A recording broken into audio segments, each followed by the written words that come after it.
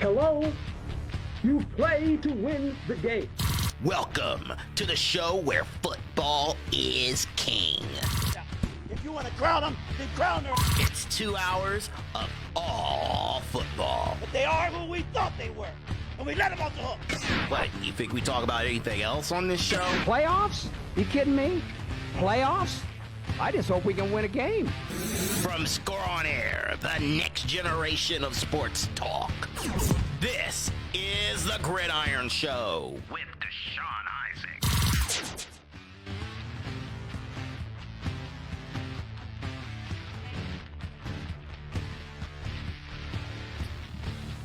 And we are live and direct from the Sofranco Studios here in Columbus.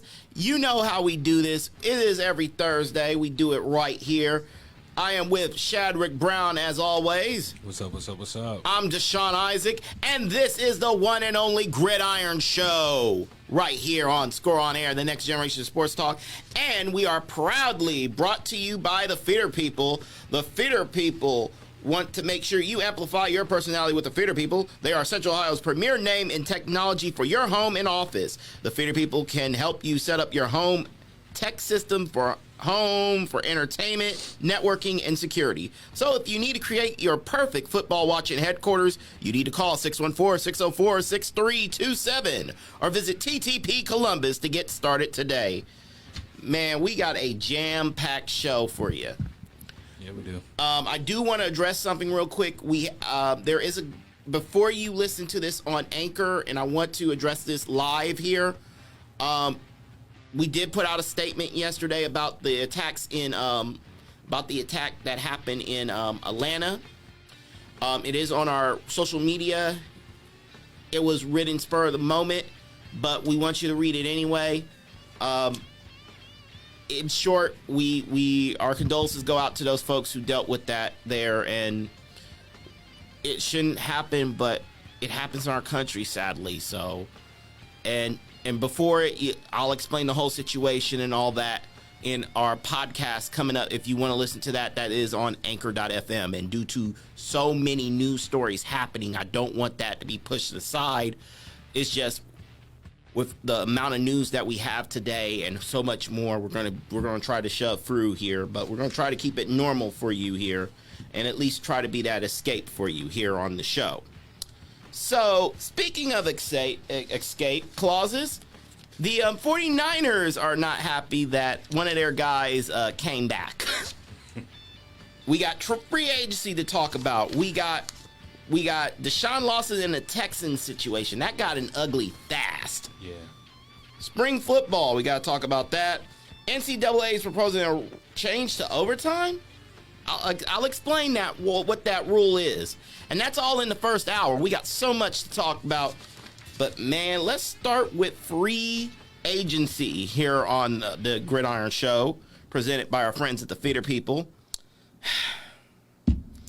Let's be real here. There are so many freaking deals happening. We cannot possibly know what's going on. And that's being honest. We don't know every single... If we went through and told you about every single deal that happened, one, it will be a boring show. Two, we have hours and hours and hours of deals to go through. But there is a lot of things going on. Example, the Patriots have signed another defender just in the last few hours here. Former Packers DE Montrez Adams has agreed to an agreement with the Patriots on a one-year deal worth up to $2.5 million.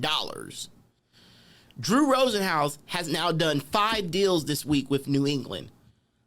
That leads me to we're going to talk about free agency trends. And there's a plenty going on. The Patriots are reloading in a way we have never seen in a long time. We all know the Patriots don't like to do things. They're like that husband. They're like that person that you look at and you go like, do I have to go out and buy clothes or buy shoes? Or they're that old man. They don't like to accessorize. They don't like change too much. Nah. So when when you see the old guy go out, I'm buying this, and this, and this. This is going to be one of the youngest Patriots teams in a long time. Yeah. And here's the thing, they have the cap space. They had the cap space heading in. They were only 7-9 last year, which for the Patriots is abysmal, but for any other team, it's like, okay, you're middle of the road. Maybe this year wasn't your year. Okay. Not for the Patriots. They pretty much said, never again.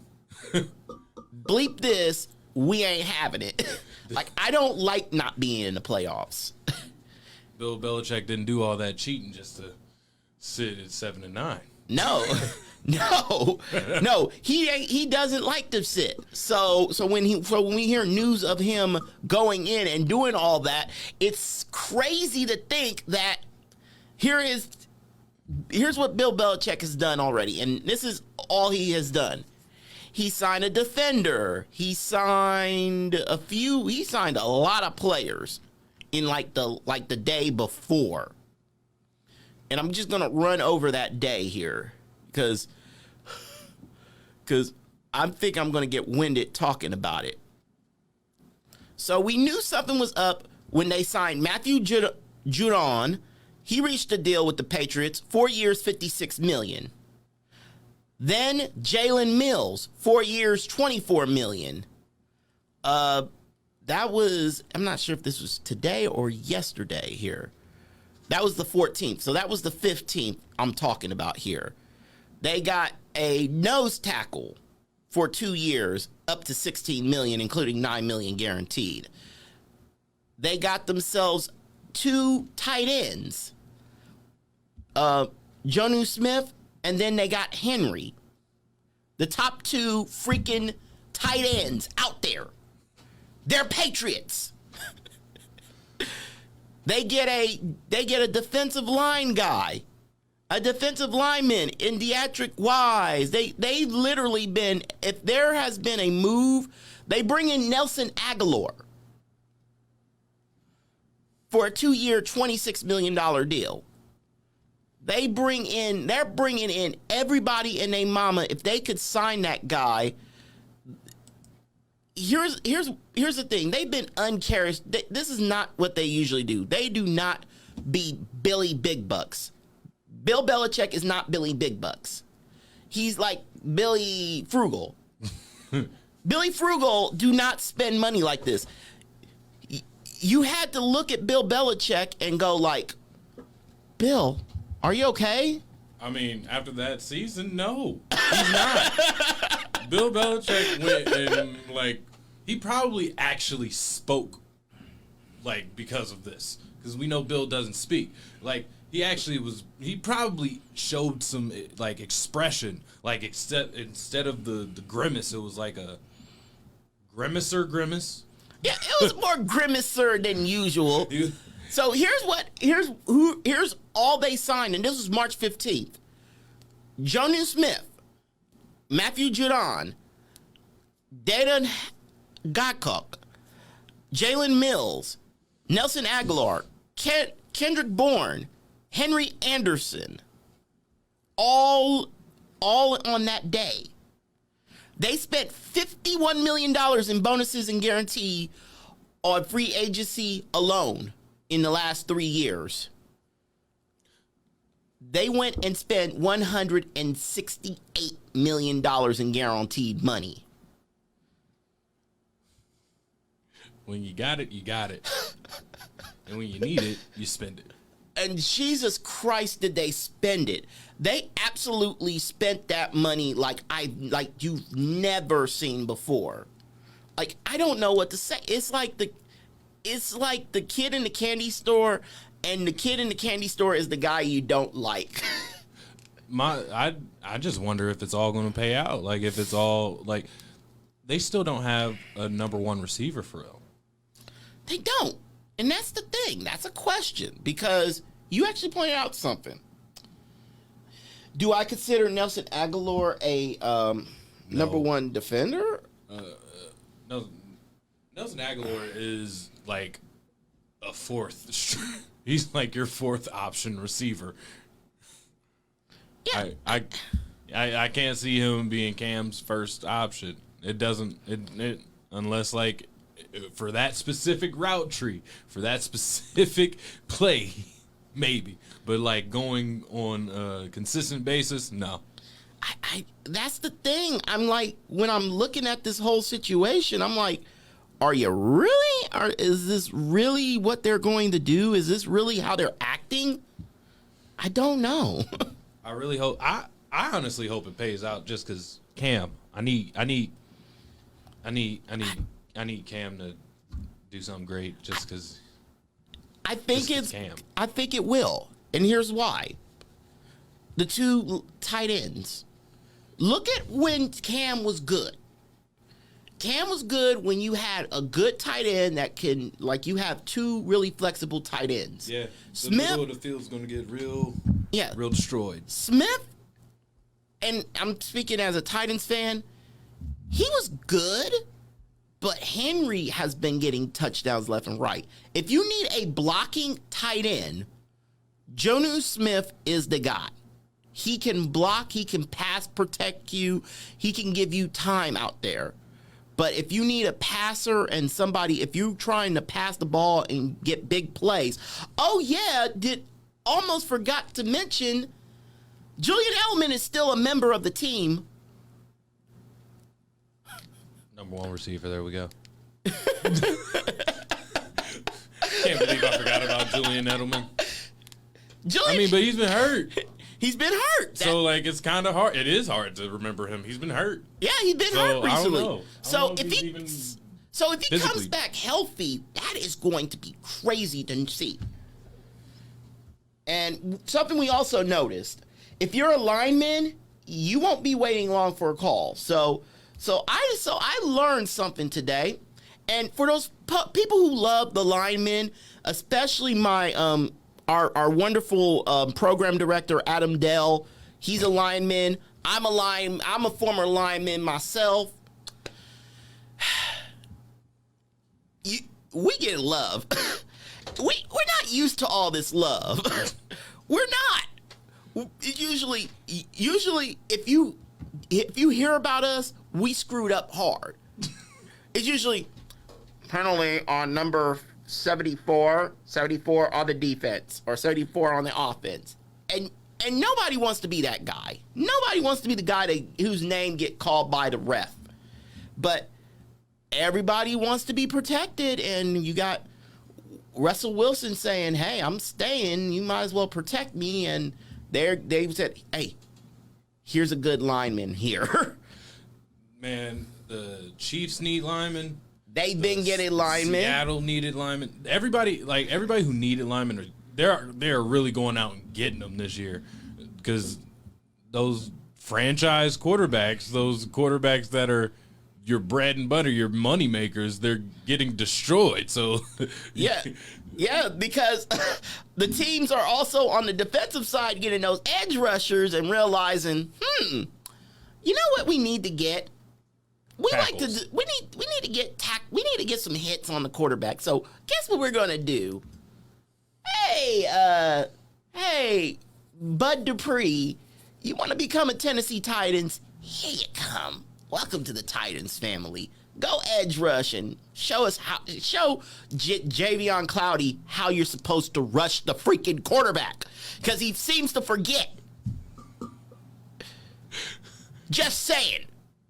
Poor Jadeveon Clowney.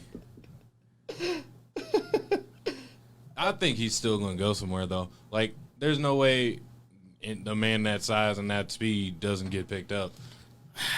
He's still physically more imposing than, like, half the league, even though... True. I just wish he used it better. He can use it a lot better. He needs to use it a whole lot better than he's been using it right now. Because, to be honest, he ain't been using it the way he needs to. I mean, let's be honest. If he actually used that size that he has, he could dominate. But he has not dominated since he's been in the NFL like he should. 3, we have the great quarterback shuffle. Not so great. Not so shuffly. Not so shuffly. We're shuffling the guys that usually get shuffled. Yeah, it's the Andy second- Dalton, Yeah. do not mention that to a Bears fan. They will kill you right now. Like, they will literally kill you. Went from Russell Wilson to Andy Dalton. Because they literally offered not just the farm. They offered the land, the air, the sea. They offered 3 first-round picks, a couple seconds, 2 starters to get Russell Wilson. Seattle says, nope. So either something's wrong with Chicago or Seattle went like, okay, we let this go on too far. We can't be like this. Like, who do we have left back there? Oh, we got nobody back there? Oh, crap. Resign. No, don't just resign. Get him linemen. Yes. Get him linemen yesterday. It's crazy to think that Russell Wilson's been hit the most. Yeah. Yeah. Like, since he's entered the league in the last 9-10 years, he's been the one that's been hit the most. Yeah, and he's been one of the more hit guys out there. We know. Since we last sat here, we know Washington now has a quarterback. His name is Ryan Fitzpatrick. We know Andy Dalton. Andy. Why am I calling Andy? Andy Dalton. He's now in Chicago, and literally, they don't think too highly of the poor guy. Because when he joined the team, usually when a big name joins a team, the number for your odds usually go up. Not in Chicago's case, odds went down. They literally said, like, the odds of them making the Super Bowl went down. And I'm not even joking on that. Yeah, it's like it wasn't even a lateral move. I'm pretty sure they moved backwards. Going to get Andy Dalton. And here's the ironic part. Mitchell Trubisky probably landed better than anyone else today. He ends up signing with the Buffalo Bills as a backup. So he's going to go back up Josh Allen. He doesn't have to deal with this crap. He doesn't have to deal with trying to be the Chicago savior. He's going to serve as the backup to starter Josh Allen. He said this is a reset for Trubisky, and he doesn't expect the former number 2 overall pick to be a long-term option behind Allen. So right now it is a source right there. So Mitchell, he's probably got off easier than anyone else here. And the NFC East is trying to put out a better product out there because God knows they need a better product. They have no choice. It couldn't get worse, could it? I say that. You know what? Let me knock on wood. It possibly could get worse. But I mean, I'm looking at you and I'm going like, I hope he understands that it could get worse. But not much. Not really much. I mean, at this point, it'd be negligible worseness. It needs to get better in the NFC East. I mean, you can only be trash, but only so much because let's admit it. We know that the Cowboys got back Dak Prescott. They have Amari Cooper still back there. You got Zeke still back there. You got CeeDee Lamb for the Cowboys. They're building the Washington football team is got some receivers now. They got 2 Buckeye receivers. Oh, man, I can't remember his name. 17 for Washington. Not sure if I could find his name because I know it was one of the things on the tracker. He's a great receiver, and with Ryan Fitzpatrick back there, like people will actually start getting the ball now. Yeah, Curtis Samuel is going to go to Washington, and it's so crazy that Washington is getting things that they need, wide receivers. Everybody's getting what they need. I seriously hope Washington makes it to the playoffs this year. Like at least as a wild card. At least as a wild card. I just want Ryan Fitzpatrick in the playoffs. One time. Just one time. He can go out first round. I just need him there. Like, he deserves it. That dude works hard. He has been on so many teams. And then, like, will get them somewhere. Like, actually start playing and winning randomly and then get replaced. Like, that guy's story is so sad. It is. And he's so happy. And here's the thing. He rolled through Tennessee for a season. Didn't do bad. He didn't do too bad. I didn't love him at the time, but I'll admit he compared that during that era after McNair and after that, we didn't really know what our quarterback situation was or what we were trying to look for. But we needed to look for a quarterback that can get the ball to our wide receivers and all that. But that's all it is. Couple more things I noticed. The Cardinals are trying to be a problem in the NFC East, in the NFC West. Trying. They've been a problem. Yeah, they've been a problem. They got like 5 receivers that could all be number 1 receivers on any team.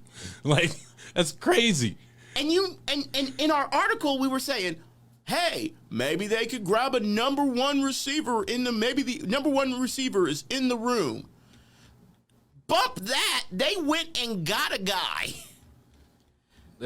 AJ Green. They went and got AJ Green. But DeAndre Hopkins. Yeah. Like, that's your number 1. Yeah, that's your established number 1. But then, now you got to establish number 2, 3, 4, and 5. Then what if Larry Fitzgerald actually says, you know, I'm not retiring. I'm gonna just keep busting y'all's ass. Like, I don't know. He's not signed, but could he come back on like a little deal and say, hey, I don't want to impact your cap too much, but I think I can get a ring here. And since I served and worked with y'all so long, let me close out my career as a Cardinal. Yep. And help y'all back to the Super Bowl. And get me back to a Super Bowl. If you can get me into a Super Bowl, I will retire. Man, I would love to see Larry Fitzgerald in the Super Bowl again. Make some crazy catches on the sideline or something. And that's the scary thing. He can still make the crazy catches. He can still do all that. And his routes are still he may not be the fastest, but he was never really the fastest. His routes were always crispy, and he was always able to catch contested balls. And you can't beat that. You can't beat a guy where you just throw it up and know the ball is caught. Yeah. Yeah, that's just crazy all around there. But as we continue on here, we are about to take a break here, but when we come right back, we got to talk about the Deshaun Watson situation. I think our boy is getting railroaded. And I hate to use the word railroaded like that, but when I put the facts in front of you and what is going on, I feel really, really, really, really strongly that he's being railroaded here. I'll explain what I mean. Coming up next, this is the Gridiron Show right here on Score on Air, the next generation of sports talk. Stay tuned. More of the Gridiron Show is, next. Stay tuned.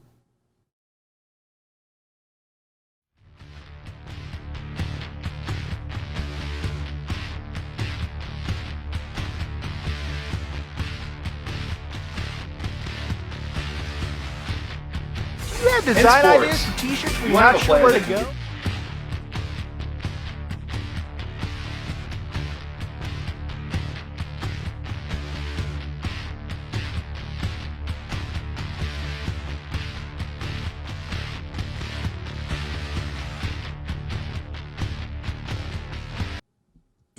Welcome back. My name is Deshaun Isaac. That is Mr. Shadrik Brown. What's going on, brother? What's up, man? How you doing? We good. All right. Usually, and I'm going to be honest here, what I'm about to talk about is allegedly a rough story. Allegedly a rough story, because there's too many issues I have here of this story. So I am going to read the story, and then I'm going to follow with my comments, and Shadrik's going to follow with his. But I want to read the story and give you the whole scenario before I give you the background and all that. So this just happened today. A third civil lawsuit was filed against Deshaun Watson that accuses the Houston Texans quarterback of sexually assaulting a masseuse therapist by allegedly forcing her to have oral sex with him in December of 2020. Off the bat, this is bad. This is wrong. This should never happen. But again, the lawsuit was filed by Houston attorney Tony Busby on Wednesday night and appeared on the Harris County District Clerk's website Thursday morning. This is the third civil case filed against Watson this week. The previous two lawsuits were related to two separate incidents which he was accused of committing civil assault by touching a massage therapist with his penis. Busby said on Instagram on Thursday night, there are 9 total cases against Watson. Only 3 lawsuits have been filed so far. Watson's behavior is a part of a disturbing pattern of preying on vulnerable women, the lawsuit reads. Watson responded on Twitter Tuesday night after Busby announced the filing of the first lawsuit, saying he rejects a baseless 6-figure settlement demand and that this is about clearing my name. I look forward to doing that. And at the time of his statement, Watson said he has not seen the first lawsuit. I have never treated any woman with anything other than the utmost respect, Watson said in his statement. The third lawsuit alleged that Watson sent a direct message to the plaintiff over Instagram, then scheduled a massage on December 28, 2020 at an office building in Houston. After leaving the room, the massage therapist allegedly she returned to find Watson lying on a massage table with his stomach with just a small towel cover his buttocks. He alleges that when Watson turned over midway through the massage, he got more aggressive and forcibly told her to move her hand down to his pubic area. The plaintiff alleged that she felt intimidated and threatened, and she was afraid of what Watson could do if she did not submit to his demand. She said in the lawsuit that Watson made it clear and repeatedly that he could help or hurt her career. The lawsuit alleged that Watson forced the woman to perform a sexual act on him, and she did not consent. Watson's Houston-based attorney Rusty Hardin told ESPN that he first learned of the lawsuit involving the quarterback Tuesday evening. Hardin said he spoke with Watson on Wednesday and agreed to represent him. I'm real comfortable with the kind of person that Deshaun Watson is, and I do not like to publicly comment until I get all the facts, Hardin said after the first 2 lawsuits were filed. He added that the allegations are really inconsistent with the kind of person he is. The Texans and the NFL on Wednesday said they are aware of the matter. The NFL also has, this is what the Texans said, we became aware of a civil lawsuit involving Deshaun Watson through social media posts last night. The Texas statement said, this is the first time we've heard of the matter and we hope to learn more soon. We take accusations of this nature that involve anyone within the Houston Texans organization seriously. We wait further information before making additional claims on this incident. The NFL has declined further comment at this time. Let me state the following here. If he is doing that, and you're saying that there are 9 different cases of this, why in the heck, why was there no legal charges filed? Because this is not civil sexual assault. There is no such thing as civil sexual assault. Just criminal. It is criminal. And that's the problem I'm having here. I want to believe the victims. I really do. I'm somebody that, okay, if we're talking about sexual assault, it's something absolutely serious. It's absolutely horrid. It's absolutely horrible. But have a problem with this case from the beginning because, one, I talked about Mr. The lawyer in this case, Tony Busby. This is the same lawyer that put up signs across the Texas with the Texans saying we need to draft Johnny Manziel.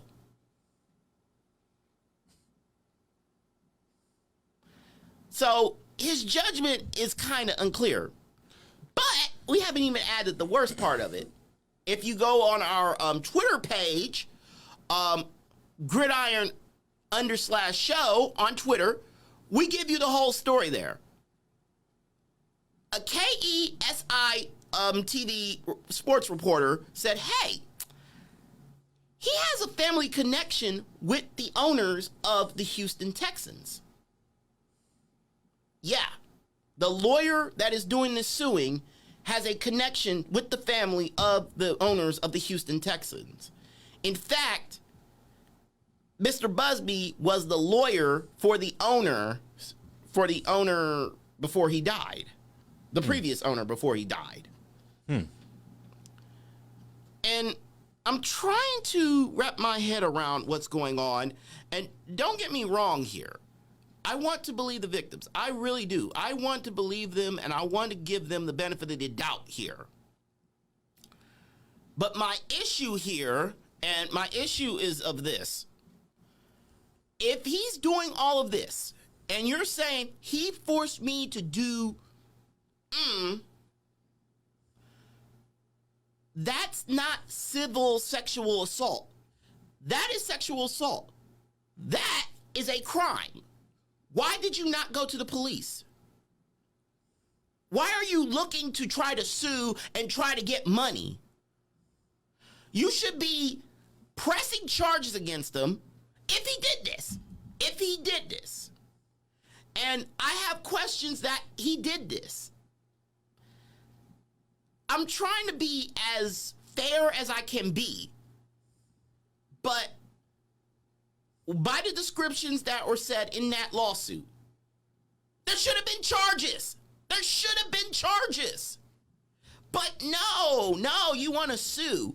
You got 3 different incidents, and you all want to sue. You don't want to press charges. Why? I'll let you go, man. There's multiple angles to come from. I mean, like, as a I could see coming from, like, a victim of sexual assault's point of view. Like, I would, depending on the case, you could possibly do more with money than them in jail. It might do more with the emotional reconciliation and whatnot. Who knows? But in the same breath, there should also be criminal charges filed. Right. Like, you can get the money and still file criminal charges. Absolutely. I mean, that's kind of the case with Bill Cosby. You had civil filings, and then you had these legal charges. Right. As well. So I can't see why this is not the scenario here. And I'm trying to see what the only explanation I have that is one that you've said. It may not be true. Like that's like one of the only explanations I have as to why this would be going this way. I mean, But 9 allegations is a lot. 9 cases and 3 open cases. Three. What they're saying is, he's saying he has 9 total cases against Watson. Only 3 lawsuits have been filed. Yeah. So I have strong doubts of him. Why? Like, there's really questions about him, his veracity as a lawyer here, because I would be telling them, here's what we're going to do. We're going to press legal cases. We're going to have the Houston Police Department investigate this. And then we can say, here's what they found. Here's what we went through. Is there evidence of sexual assault here? And I think the reason that he hasn't gone to there is there hasn't been evidence. What's the evidence? What is right now it's a he said, she said type of situation. And in those situations, you could say a lot of things to a lot of people at a lot of times, but what's true?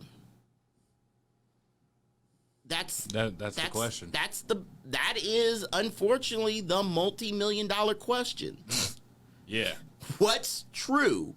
What is, like, if you're putting this up in court, they don't care about he said, she said, and what you did and what he did. What are the grounds and what are the facts of what happened? And it's a very hard question to answer here.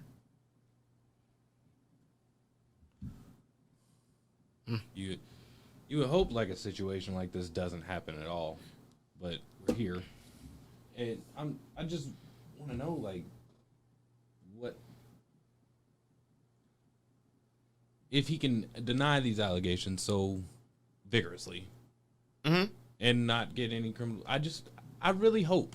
I am hoping to be on Deshaun's side at the end of this, because judging by his character and demeanor throughout like his career so far, he's an excellent man. Does everything right. Almost like if this is the blemish on his career, it's more than a blemish, and it would. This is not just a blemish. This is career ending. You're burning down the house here. We're talking.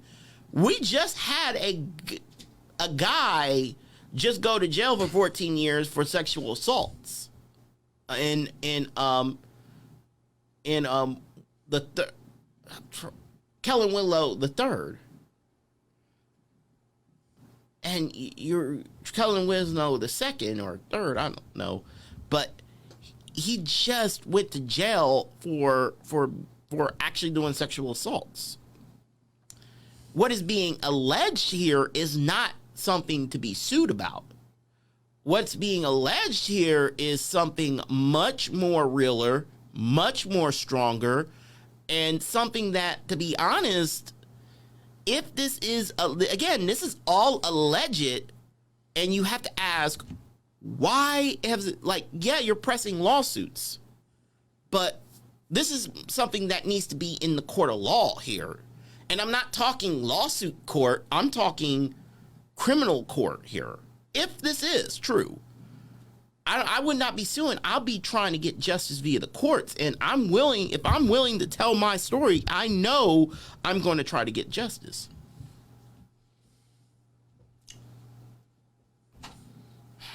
This is not an easy story to talk about, especially with him. I'll be honest, this is not an easy topic. But with all that we know, and remember, Deshaun Watson still wants to get out of Houston. He has requested a trade out of Houston around. A matter of fact, when did he really start pushing the Houston, I want to get out of Houston thing? I'm not sure. What I am questioning is the timing of these allegations. It's kind of funny that it's all happening around the time when he's trying to move and trying to up his stock as a player. Okay, here's the ironic part here. We really started learning that he wanted out of Houston around January 28th, right after the season ended. What is being alleged here is that this alleged sexual assault happened December 28th. So, and we thought things were cool with him in Houston, but what is going on? We don't know. This is a very interesting story and scenario with all that is going on, and with him saying, I want out of Houston. And now you're seeing these legalese situations pop up, and we're hearing that the massage people were owned by the by the owners of the team and the organization. I've heard some allegations like that. There's too much going on in this situation. I think this is getting ugly. This is going to get ugly. This is going to get ugly between Deshaun Watson and the Texans. And the Texans and somebody is going to pull something to hurt. They're not out to. This is not fixable. He knows it's not fixable. Houston knows it's not fixable. They're trying to find a way to get out of this contract. I mean, as a player, now just without the allegations, just Deshaun Watson as a player, like, he should leave Houston. Like, it'd be great if he left Houston and went somewhere else and maybe got a chance to actually play, like, on a grand or in the playoffs or something. But first, he's got to beat these legal problems. Yeah, and this is not good at all. This is not good at all. Just timing it out here seems that allegedly, according to this case, around late December, late January, we started hearing that he wanted out of Houston. Now we're starting to hear this scenario around now. They're fishy. Very fishy. Very, very fishy about with Jack Easterby and all this stuff and all this stories and all that's going on. It is very, very, very, very fishy. And we're going to be talking about it here on the show here as well. I want to move on to another topic, but before we do, I want to remind you that the Gridiron Show is presented by our friends at the Theater People. They want to make sure you amplify your personality with the Theater People. They are Central Ohio's premier name in technology for your home and office. The Theater People can help you set up your home tech system for entertainment, networking, and security. So if you need to create the perfect football watching headquarters, you need to call 614-604-6327 or call TTP or visit TTP Columbus to get it started today. All right. You know what I'm going to do here? I'm going to shift that Ohio State spring story down a little bit. I'm going to shift that down to the second hour here. And I'm going to move up the quick hit headlines here. Because from segment 3 here and move that up because there's a couple quick hit headlines that I need to hit on real quick here. So remember when we were talking last week about the whole situation with a good old Les Miles and all the jokes we did last week about Les Miles and doing his weirdness and Les being Les. And Les getting fired for being Les. Well, it seems that his whole antics has catched up to the to former LSU president F. King Alexander. If that doesn't sound like a name that should be a guy that should be your counsel at a university. He sounds like he comes from money. Yeah, he doesn't just sound like he comes from money. It sounds like money comes from him. Like, that's an old money name. Yeah, that is old money name. That ain't even funny name. That is a academic name. So here's what happened.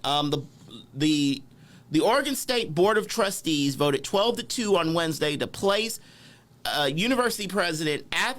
King Alexander on probation through June 1st as a result of his involvement in the Les Miles case at LSU, where he was president at the time. According to a public letter from Oregon State's board chair, Randy Bokar, the board reviewed the Husk-Blackwell report, which detailed systemic failures by LSU to appropriately report incidents of athletic-related sexual misconduct and abuse.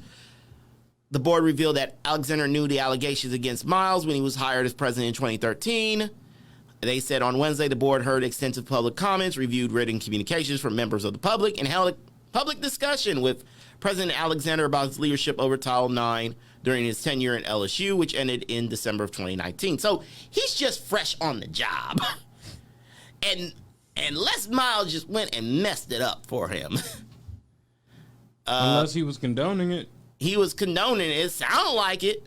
So I'm just picking out some parts here. The local newspaper reported that Wednesday's public comment section of the video conference included an impassioned testimony from members of the community who expressed a growing concern over Alexander's track record. The newspaper reported that each of the 19 people who spoke was highly critical of Alexander's response to the Hughes-Blackwell report, and many who called for Alexander's to resign or to be removed.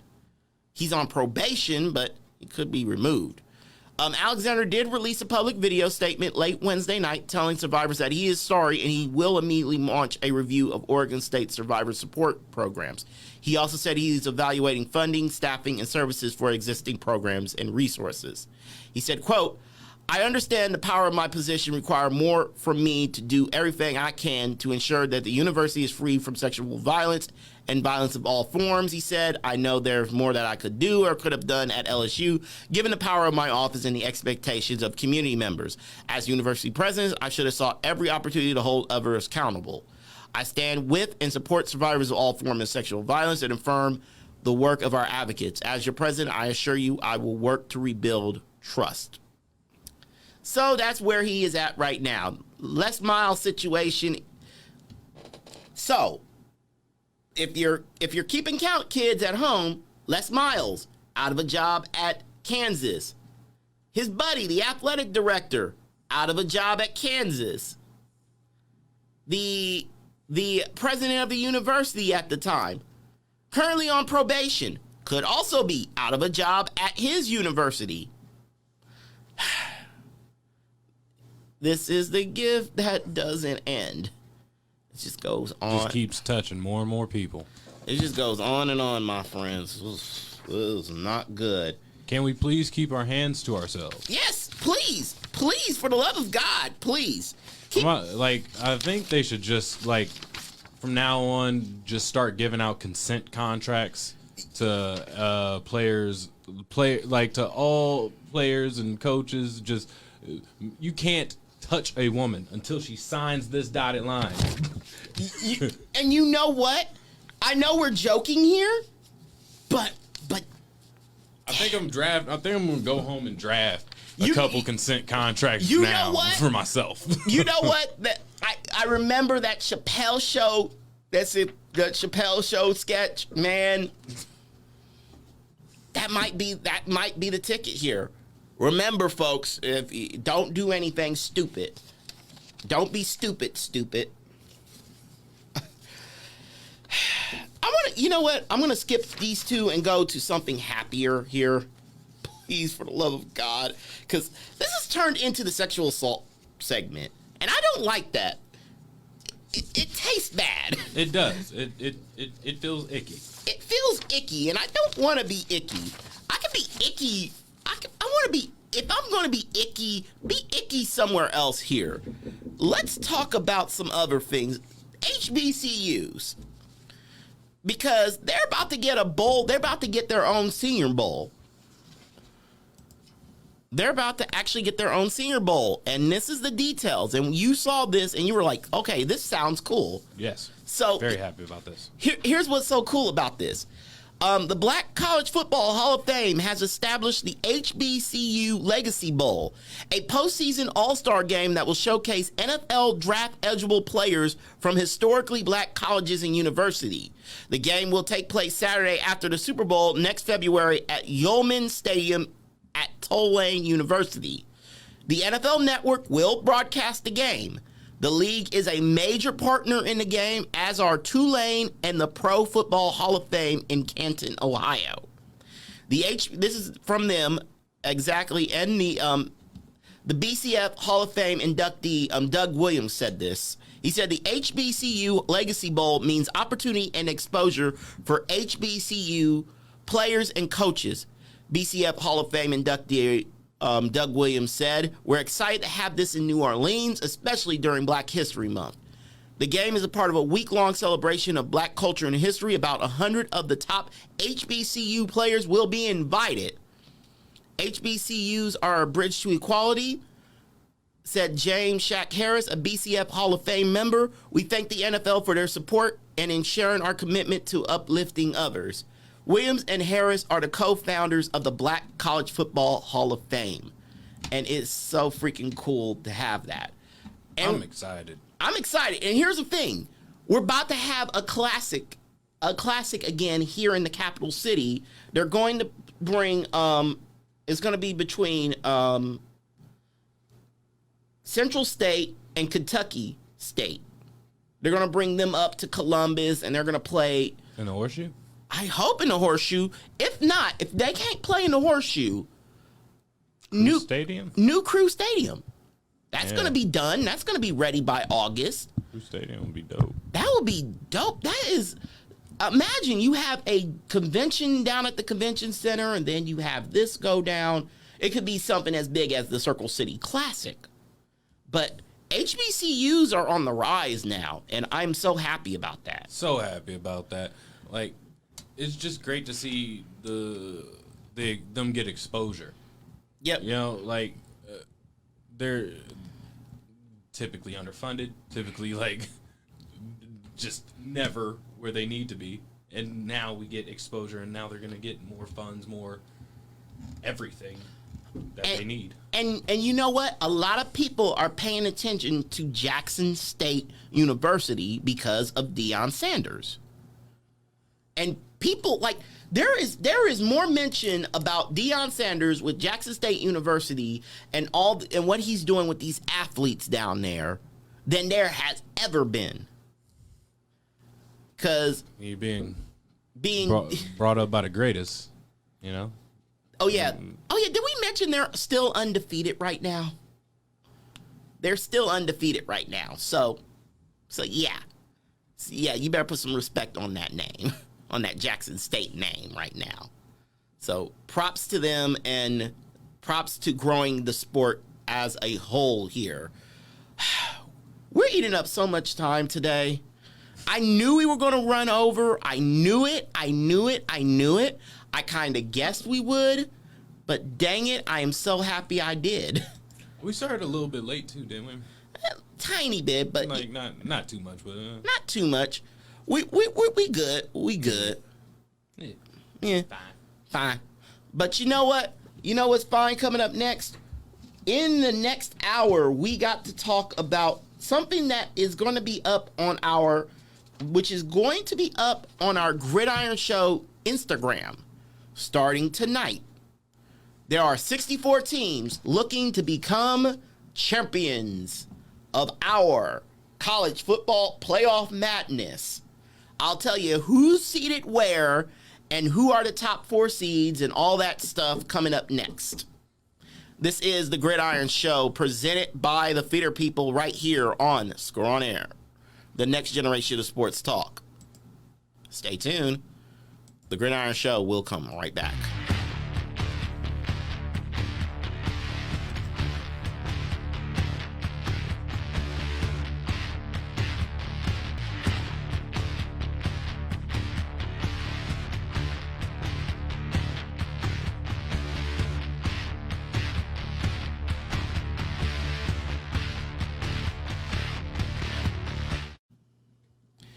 And we're back. I'm back with Shadrik Brown and yours truly, Deshaun Isaac, right here on Score on Air, the next generation of sports talk. Sorry for the last segment getting so dark. I mean, darker than it could be, but it was like darkest segment. It got bad, ladies and gentlemen. But you know what? At least we knocked it out in one go. True. Jesus Christ. We got an issue in football of that. But you know what? From issues that football should be solving to issues that football should not be solving. Football has a great overtime system. I just realized you were on mute, my bad. Football has a great overtime system. I love their overtime system. You could literally, how it works right now is you have to put it for 2.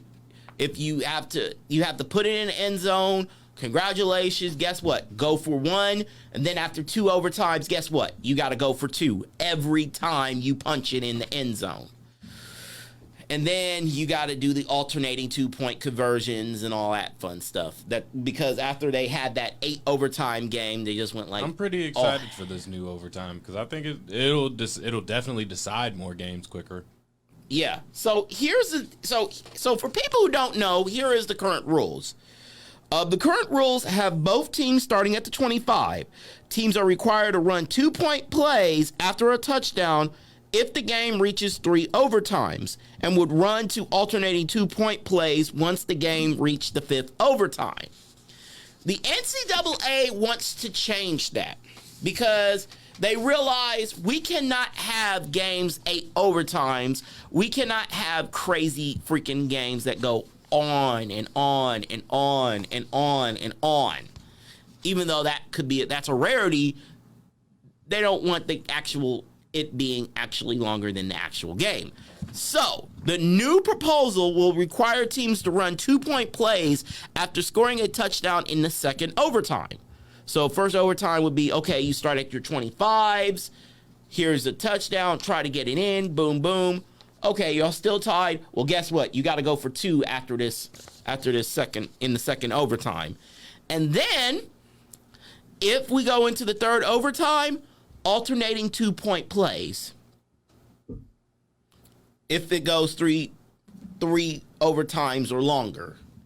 So you got the offensive linemen getting beat up, and they're going to have to get beaten up like crazy to make this work here.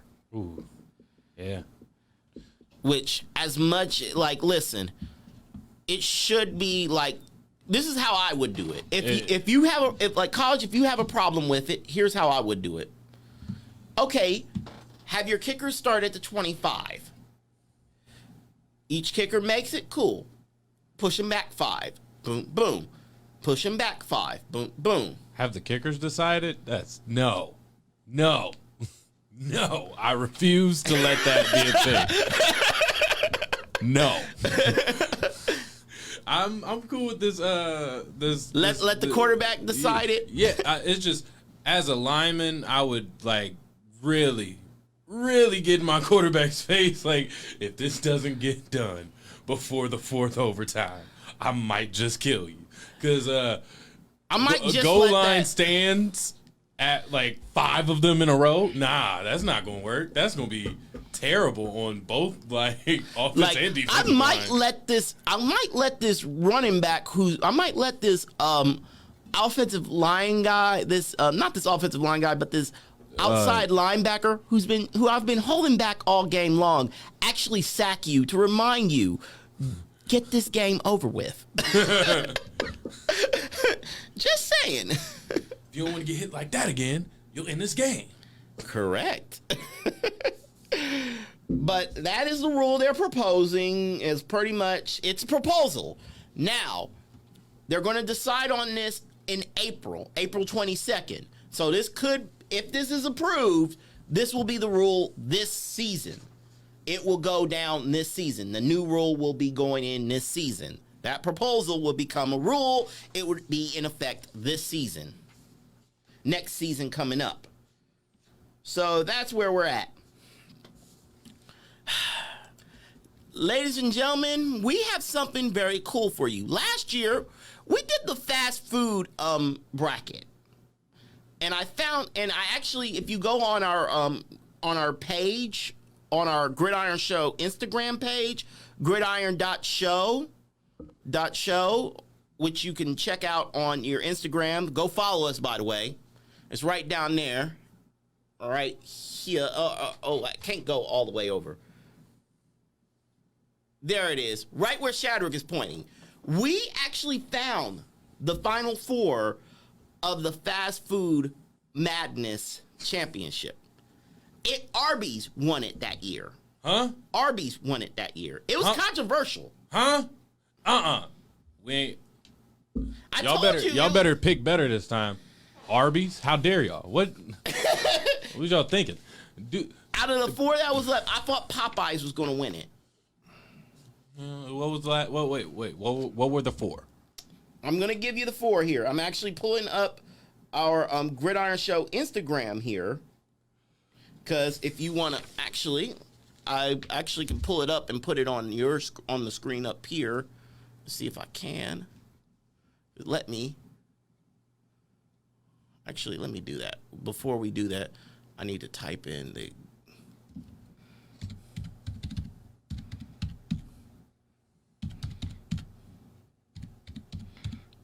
See, so you get to see this for yourself here of how this went, because the people chose something different, of course.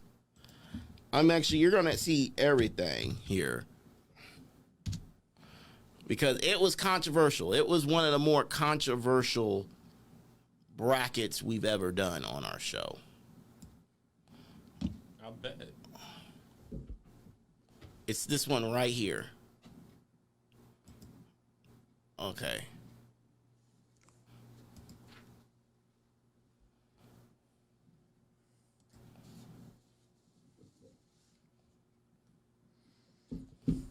Crap.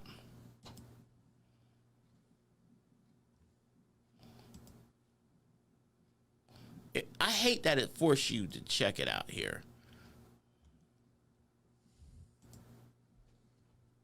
But yeah, if you go on it on your computer or on your phone, you can check out this bracket. But if I believe I have it correctly, and I believe I do, and I can pull it up here. I think it was Arby's, Culver's, because I can actually pull up the actual bracket because I posted it on our Instagram here. The final four was Arby's versus Culver's, Popeyes versus Taco Bell.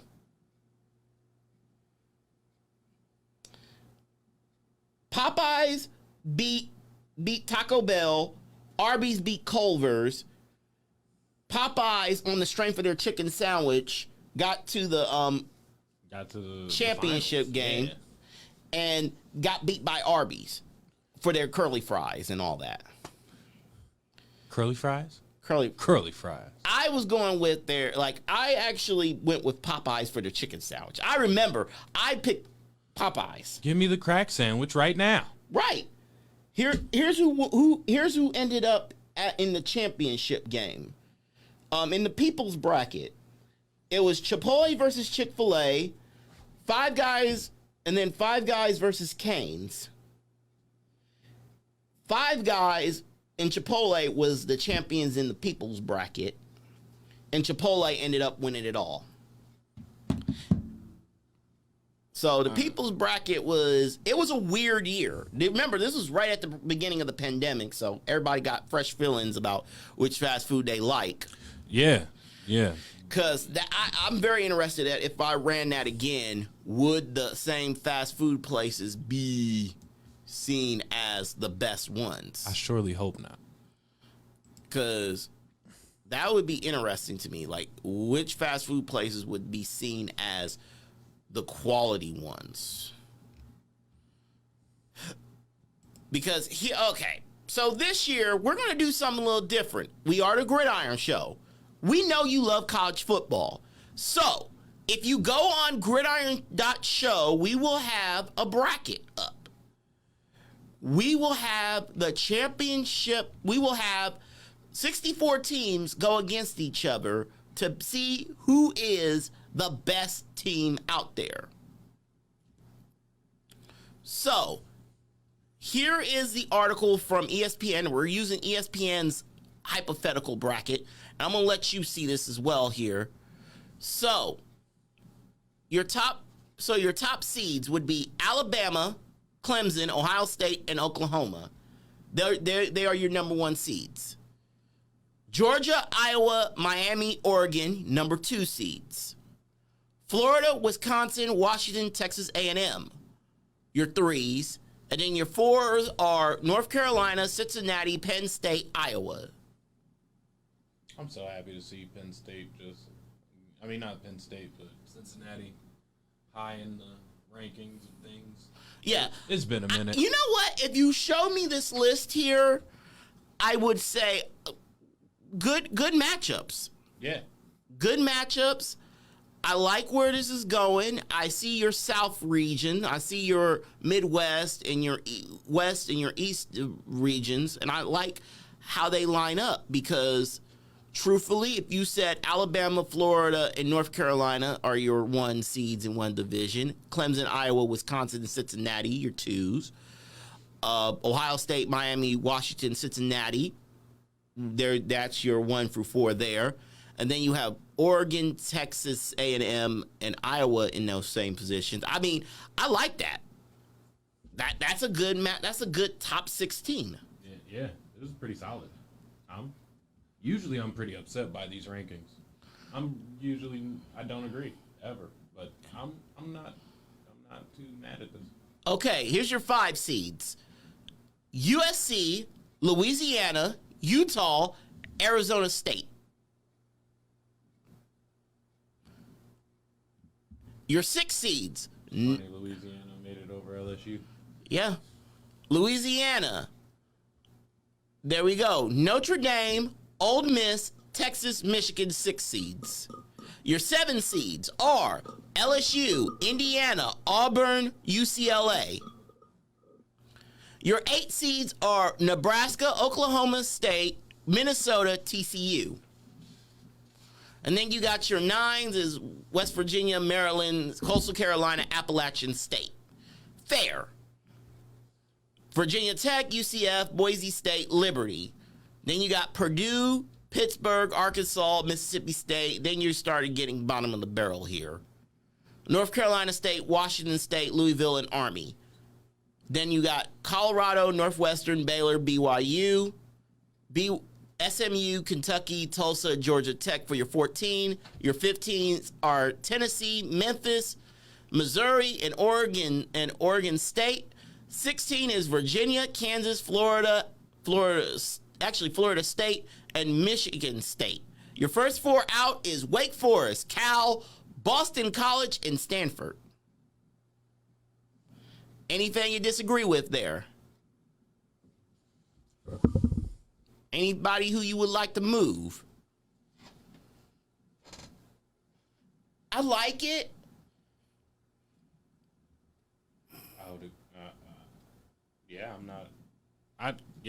I'm in pretty close agreement with this thing. I'm in close agreement with that. That's your hypothetical round of 64 if we had a college football playoff. Your first round matchups would be Alabama versus Michigan State. Or Michigan State. They get the worst seed. Then you got Oregon versus Oregon State. You're literally getting the long-standing rivalry. Who runs Oregon? Yep. Then you get Texas A&M versus Georgia Tech, Iowa versus BYU, Army versus Arizona State, Michigan and Mississippi State. As a matter of fact, I want to show the people what I'm looking at here.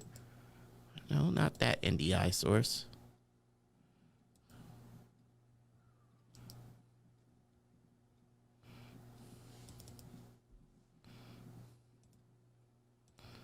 Crap. I can't show that. So, going back to producer camera here. Then you got your 4-13 would be Iowa, BYU. Then you got Army and Air versus Arizona State as your 12-5 game. Michigan will have to play Mississippi State. Then you got Liberty versus UCLA, TCU versus Appalachian State. And that's all your South, and that's your South division. That looks like a this is who we're looking for an upset. I'm trying to there's one. Army versus Arizona State. They're saying in this bracket, Army beats Arizona State. I'm not sure if that triple. I don't know. But here's the thing we're going to do. If you go follow us on our Gridiron Show page, you get to vote in this. You get a say in this because we're handing you, the people, to you a chance to vote on matchups like this and many other. So we got 32 matchups that we got 32 games that we got to pick in the first round, and then it narrows down and narrows down and narrows down till we have our champion. Will Ohio State win it because we're in Ohio State land, or would we have a situation where like in the ESPN one, it ended up Clemson, Alabama? Gross. I know.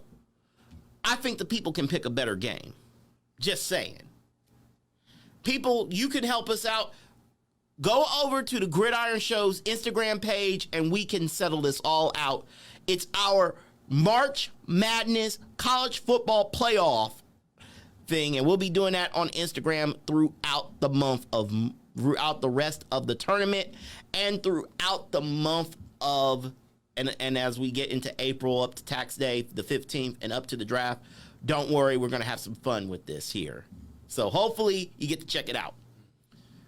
I had to show that to you of what's going on with that. And if you were wondering who would Ohio State get in their first matchup, here's who Ohio State would get in their first matchup. Kansas State. Yeah. They would smash Kansas State. Easy money.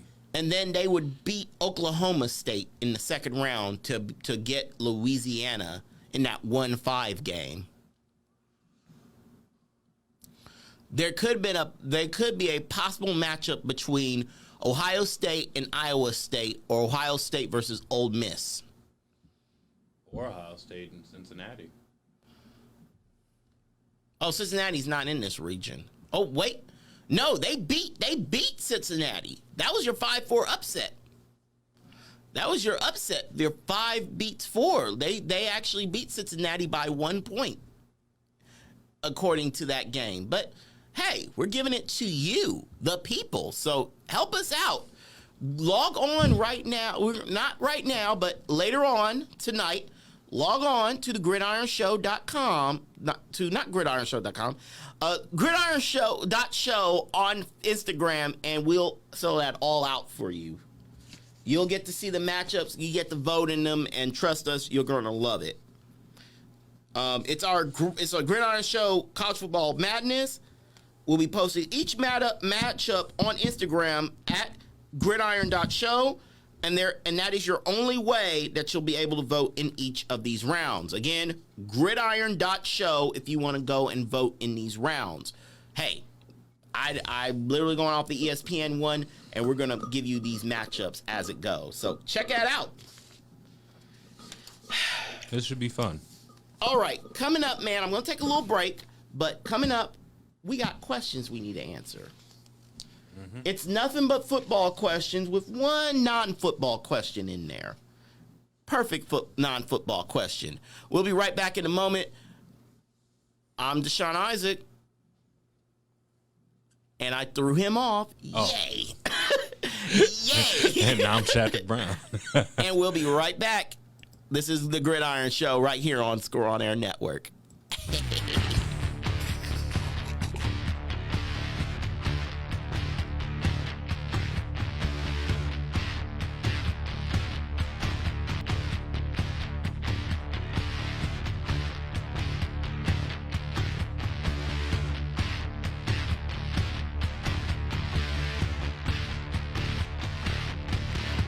Design.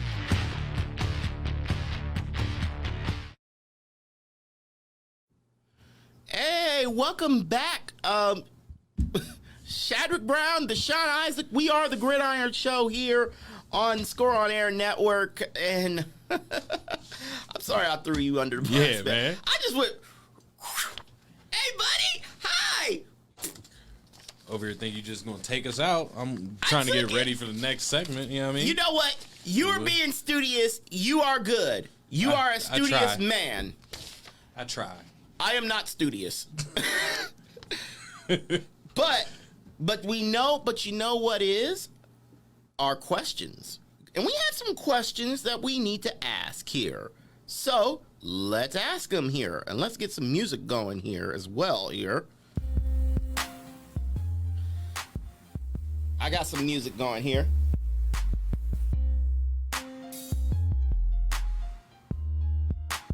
Here we go. First question.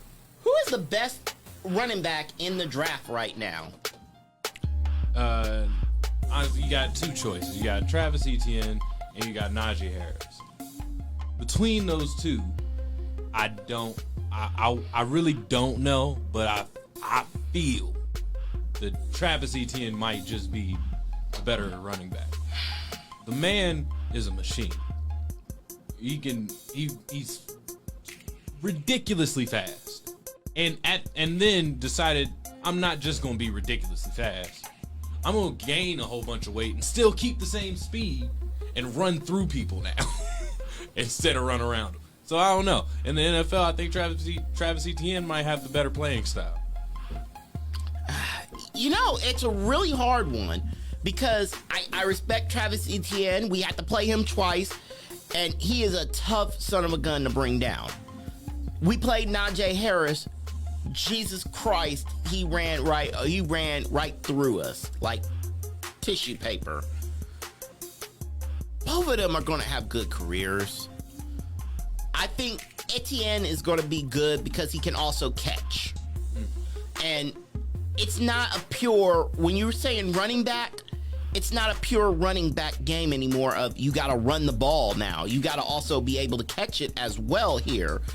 And that's going to be got to be a Swiss Army knife. You got to be a Swiss Army knife. And I look at Najee Harris as, okay, you're a traditional running back, but I also see him as, to be honest with you here, a tougher guy to bring in and bring down. So they both have their strengths. They like, I'm going with Etienne because I know he can catch as well. So that's what I think is going to be better here. Go with the one with more weapons. Yep. So, we're going to ask question number 2 here. Are the Texans really interested in trading Deshaun Watson? This scandal, who knows? With this scandal, I'm thinking they're thinking about it a lot more. Or they made the scandal so that he had nowhere else to go. That's where I'm at with him, because it could be that situation of we want to keep you, we want you here in Houston, and we don't care at what damage it is. The question is he willing to really sit down for a season and really not be a factor for a year in the NFL? Which is kind of a death sentence for a quarterback, but is it though? No. I mean, as a quarterback, I mean, if he is, cleared of all these allegations, which I think he will, and if he does have to sit out a considerable amount of time, and he said on a team that is arguably pretty terrible, right? I'm pretty sure that is honestly a good thing for him. He gets to stay healthy. He doesn't get hit as he probably would by every D lineman that would run through that Texans O-line. And this may be a good time for him to nurse his body. Yeah, and when you ask this question, I'm looking at it like this. Do the Texans really are they interested in trading Deshaun Watson? I don't know. I don't know if they really want him there. Like, I know since there was a report that came out via a reporter that said, yeah, they haven't talked about not wanting to trade Deshaun Watson since January. They're looking to trade him. If they're going to trade him, they're going to trade him after June 1st. Because the cap hit on him is $10.14 million, which is not a bad cap hit to have there. So that's not a bad cap situation all around there. So that ain't even a cap hit at all there. So that's what I'm looking at in that front. All right, man. Question 3. What is your way too early Super Bowl pick? Good question. Tom stayed at Tampa Bay. Mm-hmm. I'm thinking Tampa Bay might do it again. So who would be the matchup against them? We know you picked the Buccaneers out the NFC, so who would be the AFC team?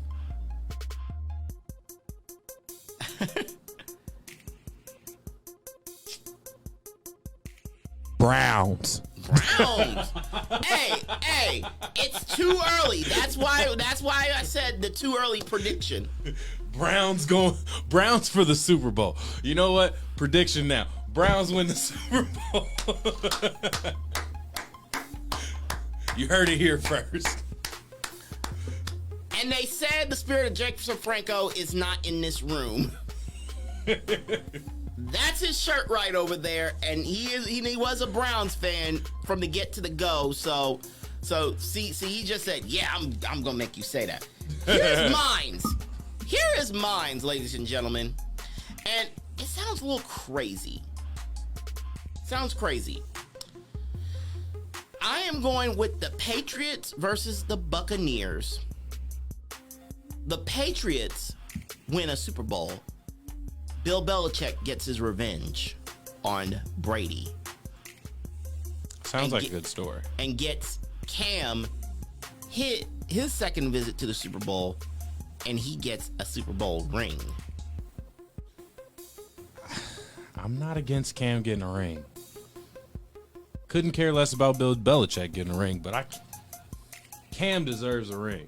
Cam deserves a ring, but like, is America willing to say, yeah, Cam get a ring? You know that Bill get a ring too. Play Bill Belichick, but dang it. It just sucks that he's got to be on like America's most hated team. Like nobody except for bandwagon riders really likes the Patriots. You gotta be a real bandwagon, jumper. Yeah, I got a friend that loves her some Patriots. So that's her thing there, which I don't mind at all. Okay. Question number 4 for you, Mr. Brown. Who will win the AFC North? Go Brownies.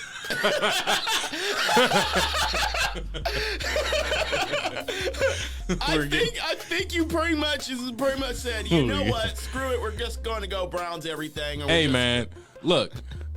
If the last 2 seasons have shown anything, it is that they will continue to improve. They will continue to improve. It is happening. The Browns are on an upswing, and we got to ride this wave. All right? Okay. Ride it to the Super Bowl. Because I have a parent at home, and my mom, hi, Mom, if you watching, this is your question here. I am saying for the record, the Ravens are going to win because I have a gun against her at home called my mom, and my mom likes the Ravens. I could care less about the AFC North, but I'm going to go Ravens for her. But it is a 2-horse race in that division. I don't think the Steelers are a factor in that division. Not anymore. I don't think the Bengals are going to be a factor yet. Give them like 2 years. I give them 2 years, but the Steelers are on the downswing. Bengals are in the middle of their upswing, but I don't even think they're in the middle. They're in the beginning. They're in the beginning, the absolute utter the nascent period of their beginning. That's if they can keep Burrows healthy. If you can keep him upright. Yeah, if you can keep him vertical instead of, on the ground. And that is asking a lot of questions there if you could keep him upright, because he needs to be upright. If you're going to be successful, you need to keep him upright and make sure he is upright, because make sure you can get that ball down the field. Because if he's not upright, you're having Andy Dalton memories once again. Sorry, Chicago. Yeah, we really just don't.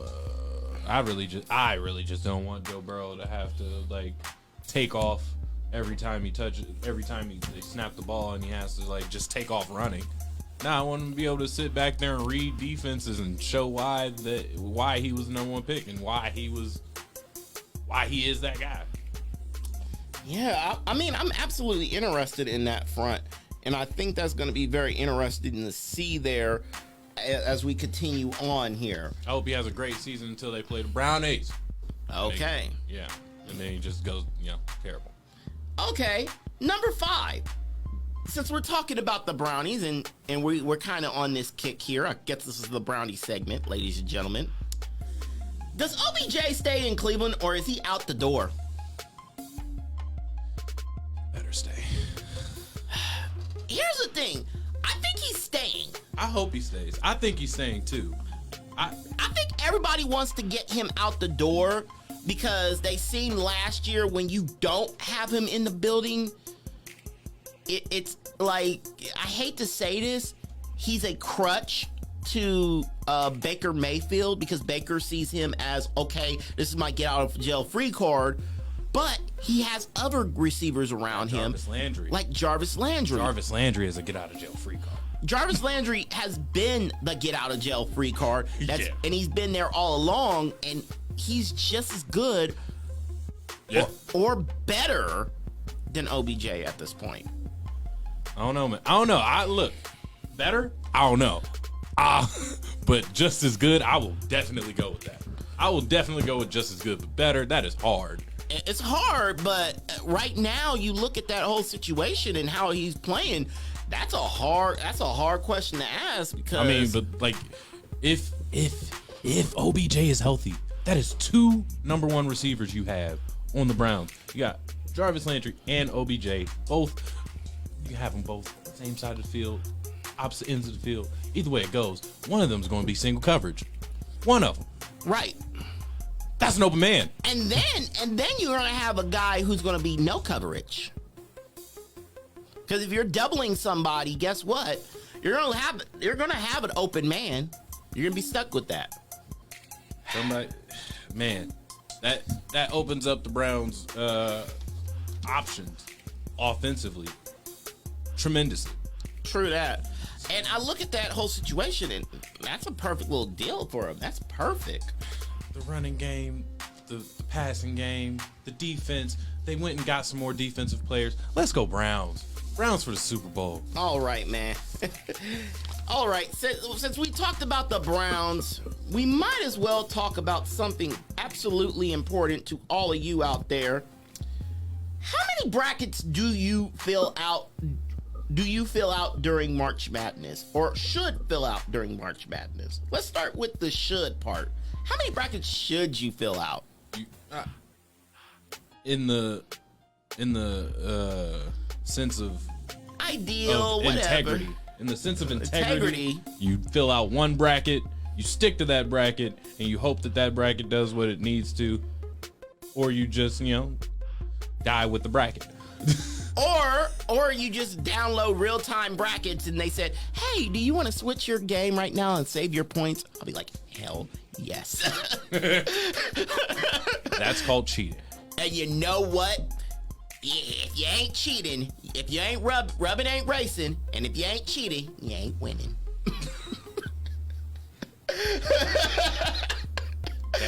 Those are the words of Bill Belichick. Yeah.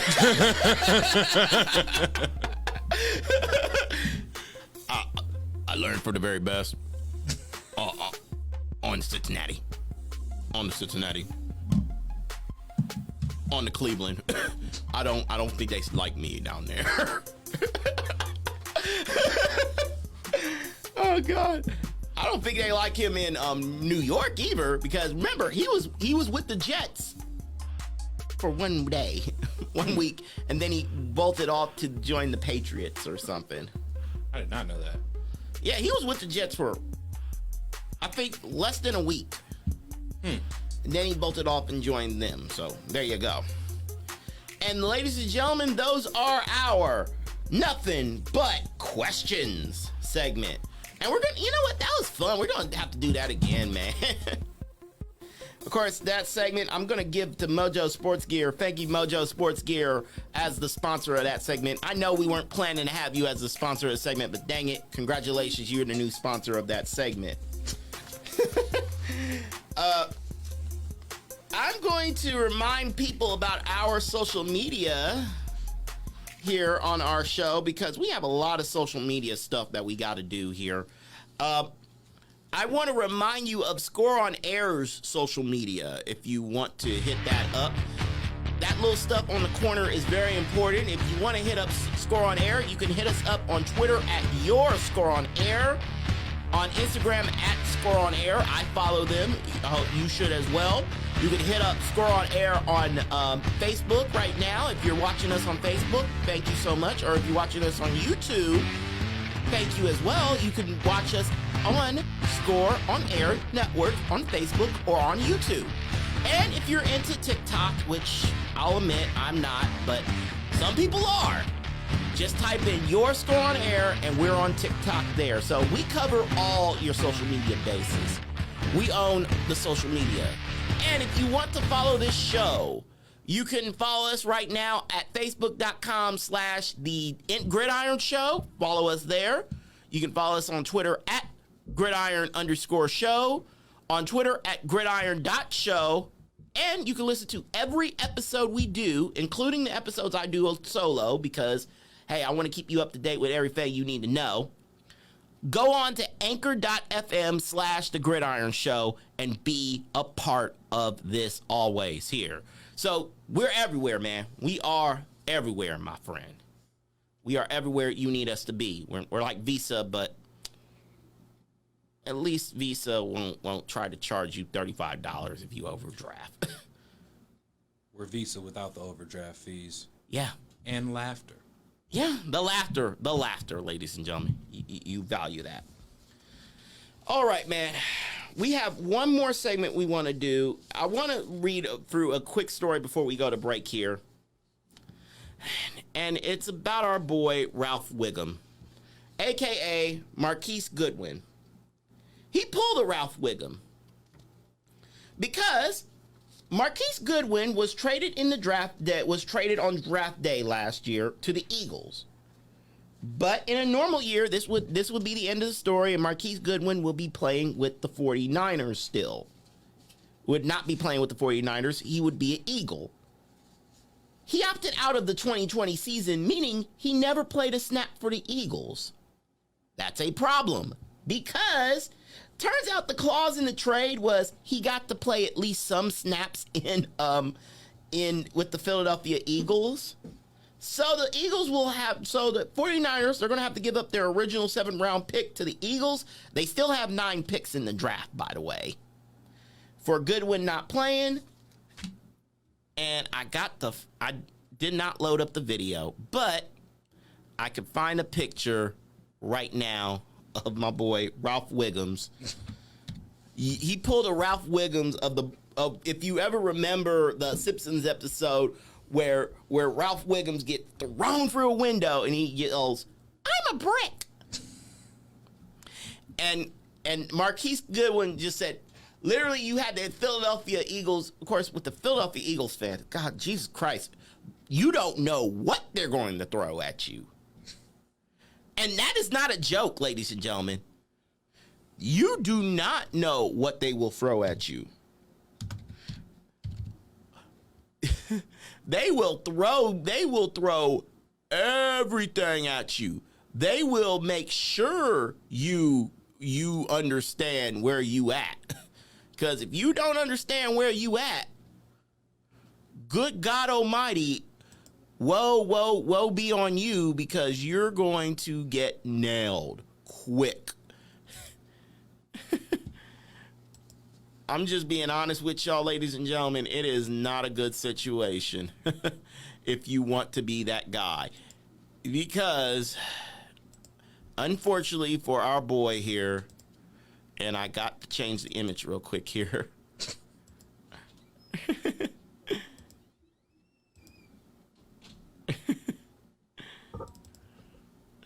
Because this was the scene. Unfortunately, this was I actually went and I got the scene from what they did with what the Eagles did to the 49ers, and they went and they said, "We don't want him anymore."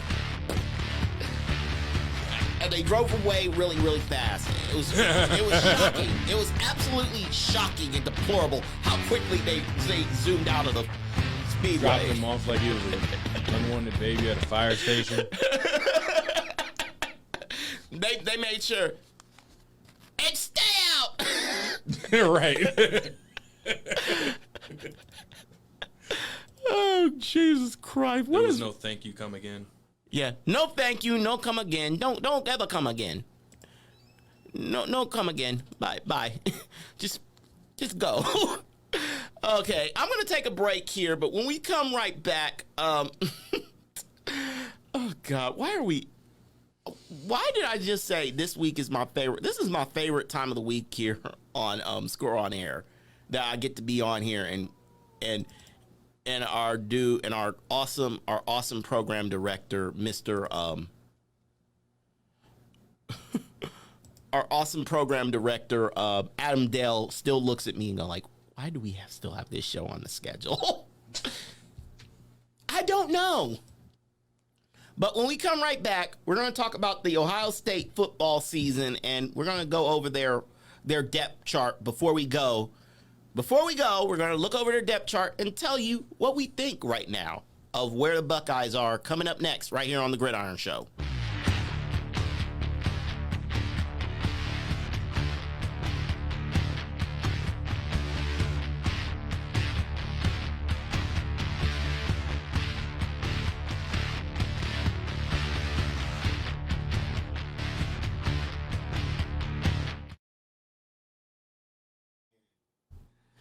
Oh man, we got 15 minutes. We got a little less than 15 minutes to go, but we want to remind you, if you love football talk and a lot more Buckeye action, go check out the Buckeye Bros coming up later tonight at a special time, 8 o'clock. And there you could find out more about how you can join their bracket challenge. In fact, this show has filled out a bracket, and could it be enough for an upset? You just have to see what our bracket is and find out later on, and we'll tell you everything on our bracket coming up later on. But we have to talk about the Buck. We've been promising you this, and it's a big topic here. The Buckeyes are about to start spring practice tomorrow. Corona tried to stop it, but it is never. You cannot stop the Buckeye train in Columbus. Nobody stops the Buckeyes in Columbus. Nobody. So let's look at their positions and let's look at where we stand right now as we come in. And this is, if you want to read this article, we'll have the article up. It is from 11 Warriors, had an initial depth chart of the 2021 depth chart. So this is where they at, and they go 3 deep here, just to let you know. So on quarterback, this is their quarterback situation. You expect 1 to be C.J. Stroud. Number 2 is Kyle McCord. 3 is Jack Miller. All 3 really don't have the experience of Justin Fields. And this is the position that makes me feel like Ohio State has some issues. Like, this is the position where I feel least comfortable right now.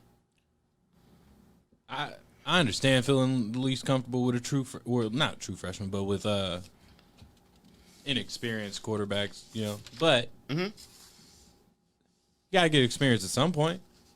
So we'll see. I hope they get a lot of good experience coming. So on running back side, let's look at this. You got Master Teague, Trayvon Henderson, Miyan Williams. I thought it was Mayan. Yeah, Mayan Williams. Mayan Williams. So Teague is going to be and there's a picture of Major Teague out there. He looked like he put on muscle. He's saying, he pretty much put out a picture saying, I'm ready to be the number 1 guy. Although that spot was stolen from him by J.K. Dobbins, the guy last season that literally was a hot second. So I'm a little concerned if Master T is the answer there. I think there's a lot of room and a lot of possibilities for Trayvon Henderson and Mayan Williams to at least move in and try to... They can get some touches. Get some touches there. I don't think this is going to be a situation, and they're saying this could end up being a Mike Weber, J.K. Dobbins situation with Teague playing the role of Weber and Henderson playing the role of Dobbins. So I'm really interested to see that if they could get that thunder and lightning combination going, that is a good situation for your quarterback. Everybody's going to be comfortable. Except for it'll be a little predictable. Predictable, but you try to stop predictable. So here's your wide receivers here. Your starting three would be Olave, Jackson Smith-Njigba, and Garrett Wilson. So we're going like, think of the field as on this side, your trips receivers. You got Olave, Smith-Njigba,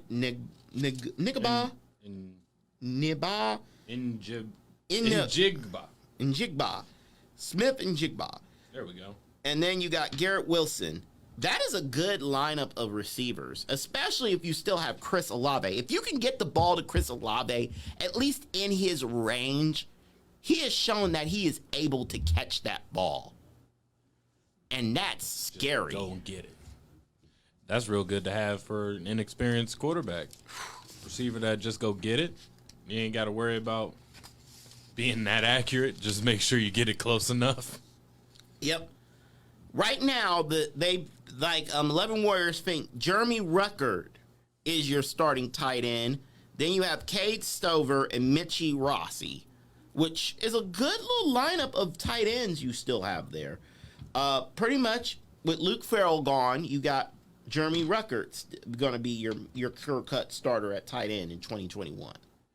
Because the guy was splitting snaps with Luke Farrell, so I think it's going to end up being a situation where you have Rossi kind of try to split some throws there, and it'll have a role in the rotation. But we're going to see and find out what happens there.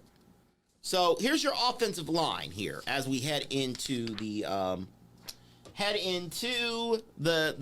season so far. You got Thaddeus Mumford, you got Paris Johnson Jr., you got Henry Miller under center, you got Matthew Jones, and then you got Nicole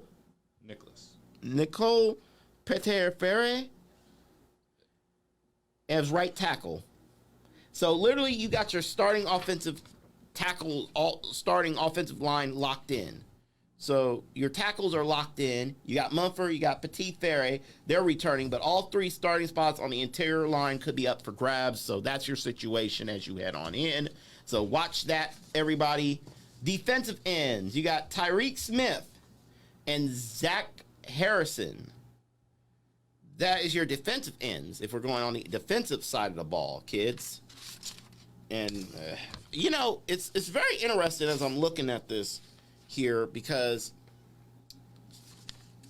we just had one suspended this week. If I could bring up the story. We had one that was suspended from the program this past week. Let me see if I can find the story of the guy here. Marcus Hooker. And I'm trying to find him in this depth chart here.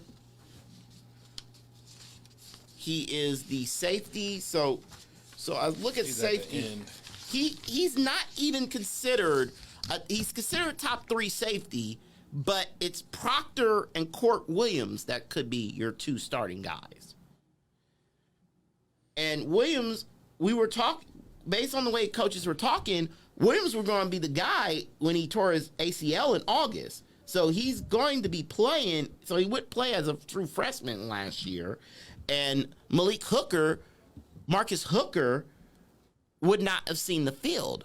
But he won't probably be seeing the field because he was suspended from the team this past week. According to a Columbus police report, Hooker was cited Saturday for OVI in the Grandview area. One don't drink and drive. 2, don't drink and drive in the Grandview area. Jesus Christ, don't do anything in the Grandview area. But he's due to be arraigned tomorrow. OSU is set to open spring football drills Friday on campus. So Hooker played in 7 of the 8 Ohio State games this season, making 15 tackles, intercepting a pass to steal the Buckeyes' win at Penn State this past year. Hooker is from Newcastle, PA. He's the younger brother of former Ohio State All-American Malik Hooker. In 2018, Hooker was cited for DUI by Pennsylvania police and was suspended by Ohio State at that time. Hooker redshirted that season. So it's very interesting that here you are as we're about to go into spring practice and you're back in the same situation. And there are 2 other guys who are better than you. I mean, that's what you have the 11 Warriors saying. There are 2 other guys better than you. You still out here messing up. You still messing up because they didn't mention him. I'm actually reading this. And he said, and this is what they said. Proctor still needs to become more consistent to be a true eraser on the back end of Ohio State's defense. But he's a big hitter with a nose for the ball and was an upgrade after replacing Hooker at deep safety for the Buckeyes' final 3 games of this past season. He'll likely be in the starting lineup one way or another in 2021. So the only time they mention you is to say someone's better than you. Right. That is troubling. And maybe Ohio State... Maybe that's why he was drinking. Yeah. He was a little depressed. Had to get home. How about you drink at home? We'll know the story. Drink at home. If you're going to do something stupid, do it at home. Don't put other people in danger. True. Okay? Just being honest here. Don't put other people in danger. Because I get it if you want to put other people in danger and you don't want to be in danger and you want to look at things and you want to be the bad guy here. Okay. Listen, it's not cool being the bad behind guy. You really, really, really need to understand what's going on. So Ohio, so that's just the facts right there. As we trying to get our situation and our issues all together. All right, everybody. I can't believe it. We're actually done. It's 6:00 here. But for all of you next week, I will not be here because I have to handle a few things next week. I have some work I got to do outside of the show. Do you think you could do a show by yourself, man? I don't know yet. Maybe. We'll see next week. But hey, you know what?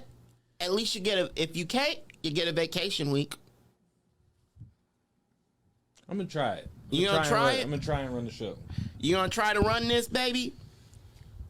Okay. We'll get some more training in on that side. Don't worry. I know a guy who can do that for you, man. But for all of us here on the Gridiron Show, we want to say thank you so much. And here's the thing. If you do a show next week, I'll put it up on Anchor for you. Thank you. So we'll have that up on Anchor. So for all of us here, we want to say God bless. Thank you for listening. And we will be back next week with the Gridiron Show right here on Score On Air Network and scoreonair.com. Have a good one. We'll see you tomorrow night. We'll see you next in 2 weeks.